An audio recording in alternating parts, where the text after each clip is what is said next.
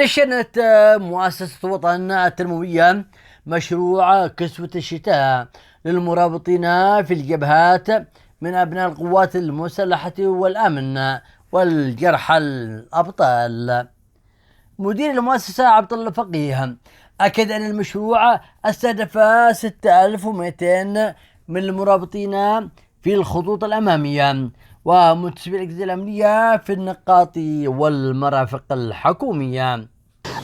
نقوم نحن في مؤسسة وطن بتدشين مشروع كسوة الشتاء للمرابطين في الجبهات للعام 2025، وهذا يعتبر العام السابع من مشروع توزيع كسوة الشتاء للأخوة المرابطين في الجبهات وفي جميع المناطق العسكرية ومناطق التماس والمواقع الأمنية.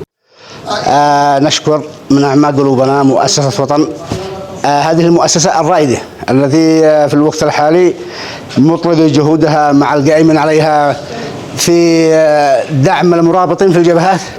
نقوم اليوم بتوزيع البدلات الشتوية للجرحى والمعاقين في سكن النصر، وقد تم توزيع بدلات شتوية للجرحى الساكنين خارج المجمع، وكذلك تم استهداف المرابطين والأمن والمقاومة في كافة الجبهات والمواقع والمناطق العسكرية. تقدم جزيل الشكر للأخوة في مؤسسة وطن على العطاء والبذل الذي يقدمه لأبناء جرحى الجيش الوطني. يأتي مشروع كسوة الشتاء ضمن جهود المؤسسة لإسناد المرابطين من أبناء القوات المسلحة والأمن.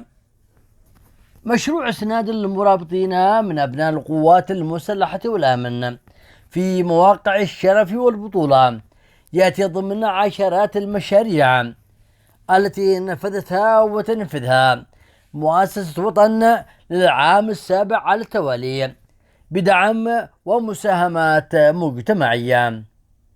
لقناة عدن الفضائية، محمد القداسي، محافظة مأرب.